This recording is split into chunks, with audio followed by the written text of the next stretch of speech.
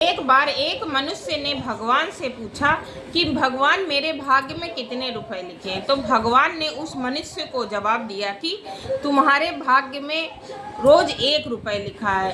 तो वह उस 1 रुपए से व्यक्ति अपने सारे दैनिक कार्यों को पूरा करने लगा, अच्छे से कमाने खाने लगा। वह अच्छे से 1 रुपए में रहता था। तो उसकी इस सब को देखकर उसके दोस्त ने अपनी बहन की शादी उस आदमी से कर दी। जब उस दोस्त ने उसकी शादी अपने बहन से कर दी तो उसे रोज 11 रुपए मिलने लगे। तो उसने भगवान से पूछा, भगवान मेरे भाग्य में तो सिर्फ 1 रुपए लिखा था, तो ये 11 रुपए कैसे मिलने लगे। तो भगवान ने उससे कहा 1 रुपए तुम्हारे भाग का और 10 रुपए तुम्हारी पत्नी के भाग का, इसलिए तुम्हें अब 11 रुपए मिलने लगे हैं। कुछ समय बाद उसके घर में एक बेटा पैदा हुआ।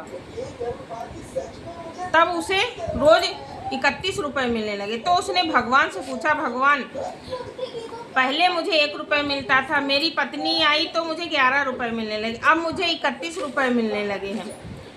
तो कहने का मतलब ये है कि सभी लोग अपना भाग्य लेकर पैदा होते हैं। कोई किसी का भाग्य का नहीं खाता, कोई किसी को नहीं खिलाता है।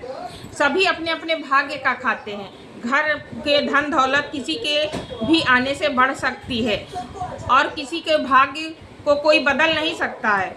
सब अपना भाग्य लेकर आते हैं। इसलिए किसी को घमंड नहीं होना चाहिए कि हम तुम्हें खिला रहे हैं, तुम्हें बड़ा किया तो अपनी कमाई का खिला रहे हैं। लोगों को ये घमंड होता है। सब अपनी अपनी वजह से खाते हैं। इसलिए मनुष्य को कभी भी अपने कृत्यों पर अहंकार नहीं करना चाहिए।